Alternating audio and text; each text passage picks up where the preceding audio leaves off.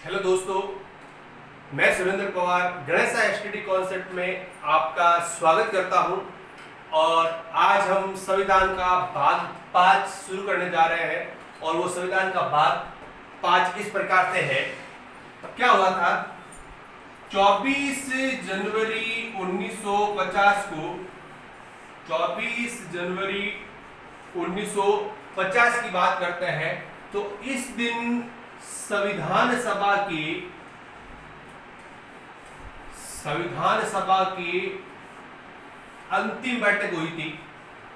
संविधान सभा की अंतिम बैठक हुई थी। और अंतिम बैठक हुई मतलब कौन सी बैठक? 166वीं बैठक। कितनी बैठक? 166वीं बैठक। तो पहले क्वेश्चन का आंसर हमको यही से मिल जाता है कि संविधान सभा में जो कुल बैठकें होती है वो कुल बैठकें कितनी? 166 बैठक।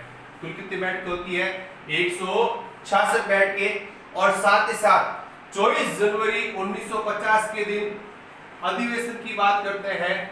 तो ये अधिवेशन कौन सा होगा? तो ये अधिवेशन होगा 12वां अधिवेशन। कौन सा अधिवेशन होगा दोस्तों? 12वां अधिवेशन। और बैठक जो होगी वो 166वीं बैठक होगी। अब 24 जनवरी 1950 को विशेष क्या हुआ था? सबसे पहला पॉइंट, इस दिन संविधान सभा के कुल 299 सदस्य थे। और 299 सदस्यों में से जो अंतिम रूप से संविधान के प्रारूप पर जो संविधान के प्रारूप पर हस्ताक्षर करने वाले सदस्य थे, संविधान के प्रारूप पर हस्ताक्षर करने वाले सदस्य थे दोस्तों, ध्यान रखना, 284 सदस्यों के द्वारा अंतिम रूप से संविधान के प्रारूप पर हस्ताक्षर किए गए। अभी हाल ही में आरपीएससी फर्स्ट ग्रेड एग्जाम के अंदर ये वाला क्वेश्चन पूछा गया था, संविधान के प्रारूप पर अंतिम रूप से हस्ताक्षर करने वाले सदस्यों की संख्या। तो उत्तर होगा 284। अब दोस्तों इसमें से एक चीज ये आती है, तो यहाँ पर मैंने लिखा संविधान सभा में कुल सदस्यों की संख्या 299। और जब हमने शुरुआत में पढ़ा तो बताया था संविधान सभा में कुल सदस्यों की संख्या 389। तो क्या हुआ था दोस्तों, इस चीज को आप ध्यान रखना। 3 जून 1947 को उस समय भारत के गवर्नर जनरल या वाइसराय थे लॉर्ड माउंटबेटन, और इनके द्वारा एक योजना प्रस्तुत की गई। उस योजना को बोलते हैं माउंटबेटन योजना। और इस माउंटबेटन योजना के तहत जो संविधान सभा में सदस्यों की संख्या बच गई थी, वो सदस्यों की संख्या बच गई थी 324। और 324 सदस्यों के अगर डिविडेशन की बात करते हैं तो ब्रिटिश प्रांतों से तो दोस्तों 235 और देसी रियासतों से बात की जाती है तो 89। माउंटबेटन योजना के अंतर्गत जो सदस्यों की संख्या बच गई थी वो बच गई 324।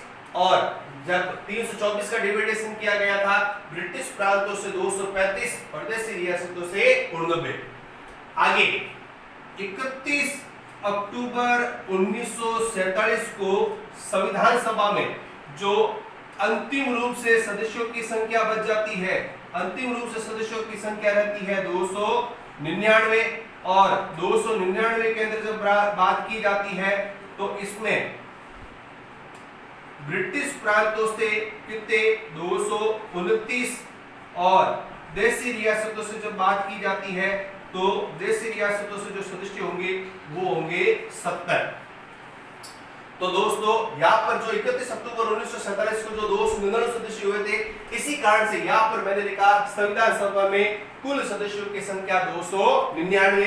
ये मैंने पहला पॉइंट आपको समझाया। नेक्स्ट इसका दूसरा पॉइंट ध्यान से सुनना दोस्तों। दूसरा पॉइंट ये कहता है इसके अंदर कि भाई जो 24 जनवरी 1950 के दिन दूसरा काम ये हुआ था कि जो संविधान सभा के सदस्य थे, संविधान सभा के जो सदस्य थे उनके द्वारा संविधान के प्रारूप पर हस्ताक्षर कर दिए गए, अब उनका कोई कार्य नहीं बचा था, तो ये संविधान सभा के जो सदस्य थे अब वो किसके रूप में कार्य करना शुरू कर दिया गया था? अंतरिम संसद के सदस्य के रूप में, अंतरिम संसद के सदस्य के रूप में कार्य करना प्रारंभ कर दिया था, क्योंकि जब तक अपने भारत देश में निर्वाचित संसद का गठन नहीं हो जाता है तब तक इनके द्वारा अंतरिम संसद के सदस्य के रूप में कार्य किया गया। ये दोस्तों दूसरा काम था। तीसरा जो 24 जनवरी 1950 को काम हुआ था, या 24 जनवरी 1950 के दिन हुआ था कि इस दिन डॉक्टर राजेंद्र प्रसाद का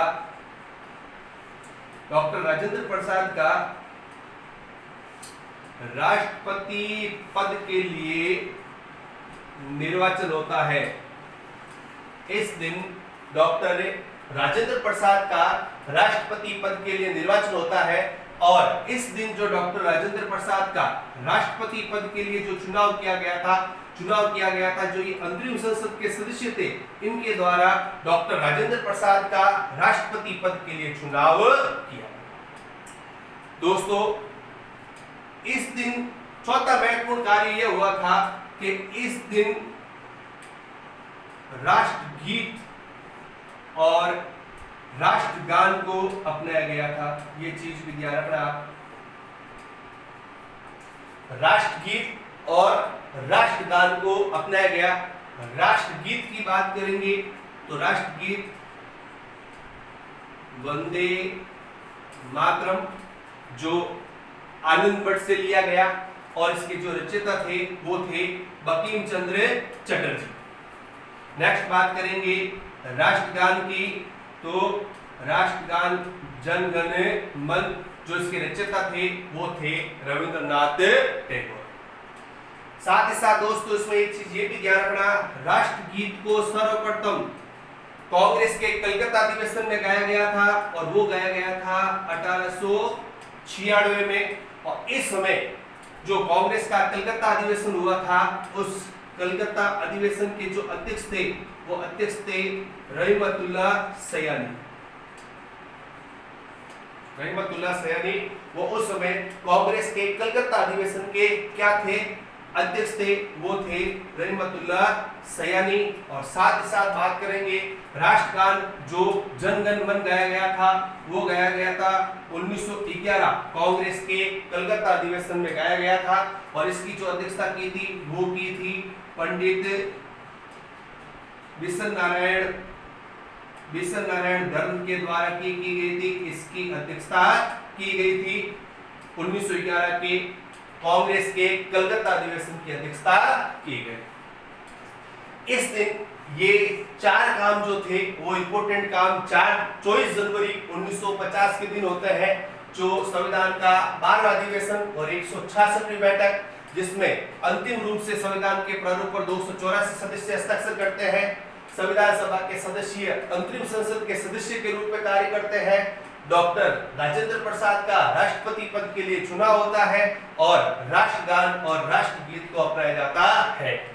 इसी बीच में आपको एक इंपॉर्टेंट चीज ये भी बताता हूं कि जिस समय डॉक्टर राजेंद्र प्रसाद का राष्ट्रपति पद के लिए चुनाव हुआ था, इस बात का जो प्रस्ताव लेकर आने वाले जो सदस्य था वो लेकर आने वाले थे पंडित जवाहरलाल नेहरू, और इसका जो अनुमोदन किया गया था, जो इसका अनुमोदन करने वाले थे वो थे सरदार वल्लभ भाई पटेल। ध्यान रखना, सरदार वल्लभ भाई पटेल, जिनके द्वारा इसका अनुमोदन किया। ये चार महत्वपूर्ण कार्य 24 जनवरी 1950 के दिन हुए। अब इसके कुछ इंपॉर्टेंट पॉइंट, कुछ मुख्य बिंदु है, वो भी आपके साथ मैं डिस्कस कर लेता हूं, जो अपने लिए बहुत ज्यादा इंपॉर्टेंट है। इसके अंदर पहला मुख्य पॉइंट आता है कि संविधान के प्रारूप पर सर्वप्रथम हस्ताक्षर करने वाले, संविधान के प्रारूप पर सर्वप्रथम हस्ताक्षर करने वाले कौन थे? तो सर्वप्रथम हस्ताक्षर करने वाले थे जवाहरलाल नेहरू। सर्वप्रथम जो हस्ताक्षर करने वाले थे वो थे पंडित जवाहरलाल नेहरू। तो नेक्स्ट क्वेश्चन आता है कि संविधान के प्रारूप पर सबसे अंत में हस्ताक्षर करने वाले थे, तो सबसे अंत में हस्ताक्षर करने वाले थे डॉक्टर राजेंद्र प्रसाद। सबसे अंत में हस्ताक्षर करने वाले थे डॉक्टर राजेंद्र प्रसाद।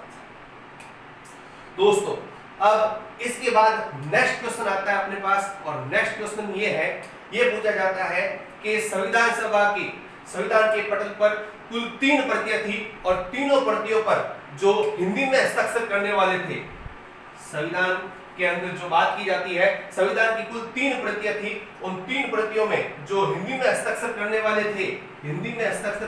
थे, वो थे दोस्तों खान अब्दुल गफ्फार